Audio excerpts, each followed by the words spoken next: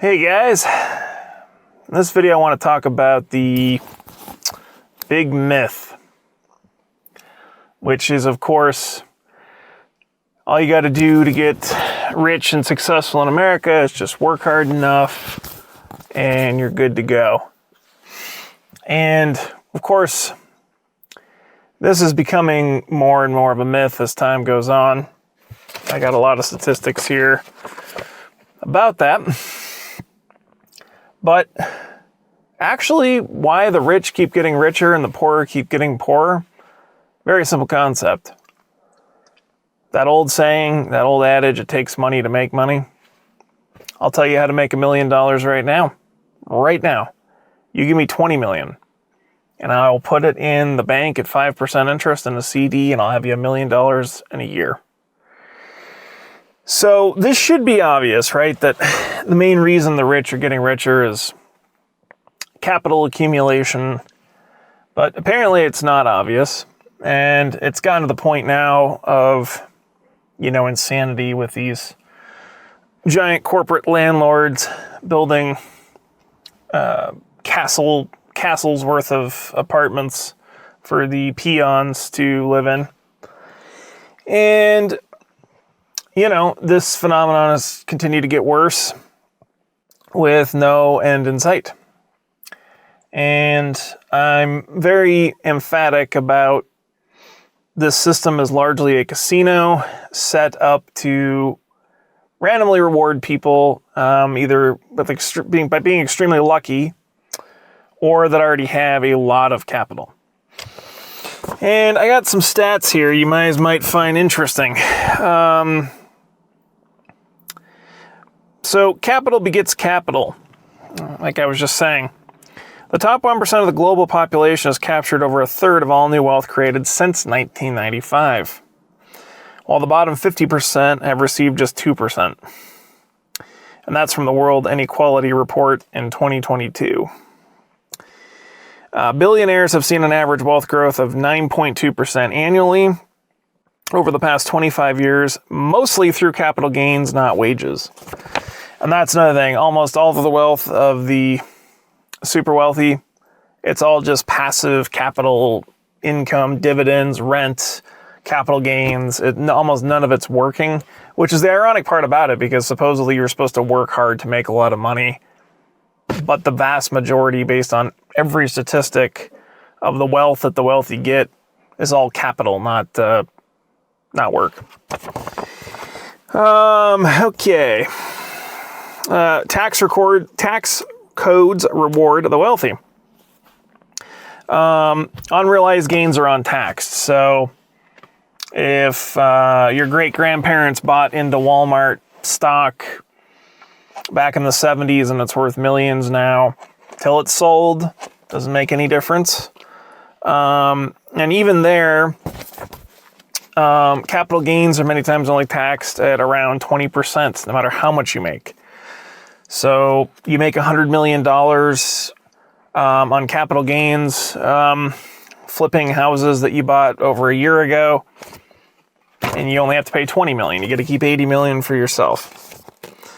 And ironically, it seems like certain people's wages actually are taxed at a higher rate than that, which is extremely ironic, isn't it? And that kind of amplifies the compounding effect. It's just all capital. There's no work involved particularly. And then we get to entrepreneurialism. You hear about, well, what about Bill Gates? What about Jeff Bezos? Blah, blah, blah, blah, blah, blah, blah. I was looking into this. So Jeff Bezos had a $250,000 gift from his parents. Now, I also want to make clear that these people still had an extreme amount of luck, because there's other businessmen, women out there that get a $250,000 gift from their parents and they don't succeed. So I'm not totally discounting intelligence, skill, and luck as being contributing factors, but they're secondary. So $250,000 when his parents gave him that, that's a lot of money with inflation. That would probably be like, I don't know, $700,000 to $1 million today. Bill Gates was introduced to IBM via his mother's connections. So there we go with some maybe social capital. And then Elon Musk came from a wealthy South African family. I mean, he was never poor to begin with. And obviously, yes, okay, he's helped amplify his wealth with Tesla and stuff, but a lot of it, again, he was never poor to begin with. Now, yes, there are, poor people out there that have become ultra wealthy. I'm not saying it never happens. I'm just saying it's the exception, not the rule. And I really don't, and it seems to be our culture focuses on exceptions rather than rules. I try not to look at needles and haystacks because needles and haystacks are rare. I don't go looking for them because they're stupid.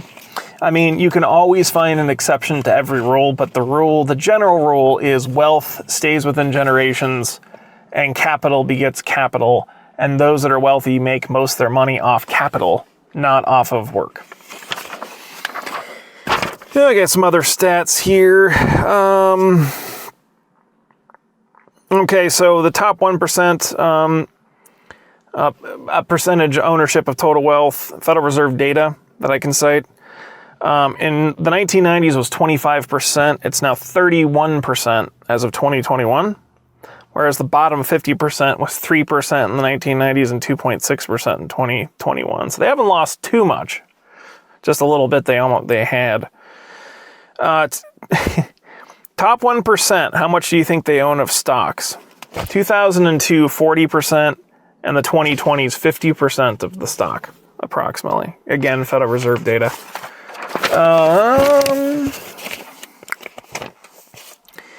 So, let's see here. Some other stats for you guys.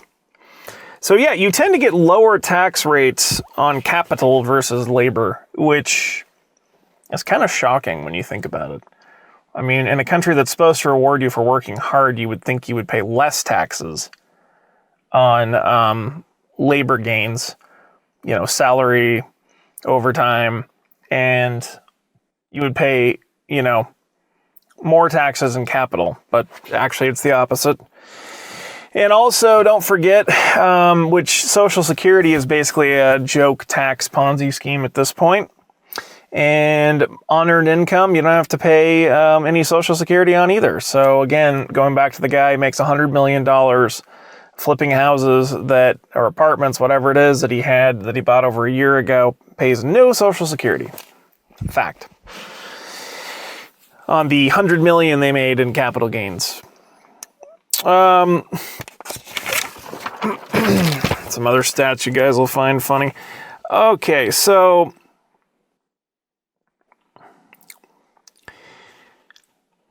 they talk about the great wealth transfer, and that's coming up with the baby boomers pass on tens of trillions of dollars to younger generations, and there's probably an element of that. But again, I think you're going to see a very small percentage of people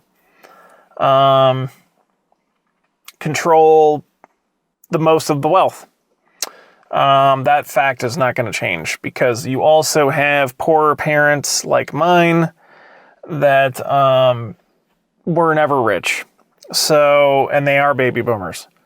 So, yeah, that's, a factor. And it's going to be how a lot of millennials finally end up with a house. But it's still not going to fix the wealth problem. And the inheritance has actually solidified the rich getting richer. I mean, it just passes on through generations, all the interest accumulating from the capital. That's the bulk of the wealth in this country, over half. So,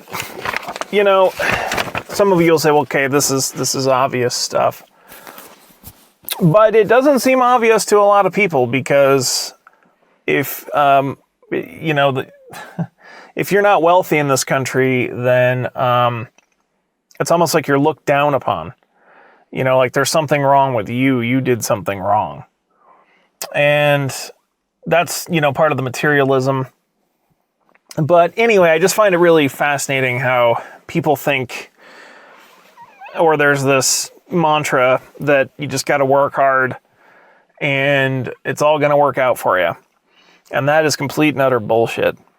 And I mean, we knew that was bullshit from the start. At least anybody with a brain did. And this stuff is not hard to understand about capital accumulation. And it's really easy to make a lot of money if you already have a lot of money. That should be obvious, but, you know, this country wasn't noted for being smart. In fact, it's these super wealthy that keep exploiting all the not smart people. This country is noted for stupidity should reign in this country and does reign supreme. So, anyway, I'm over here by the river.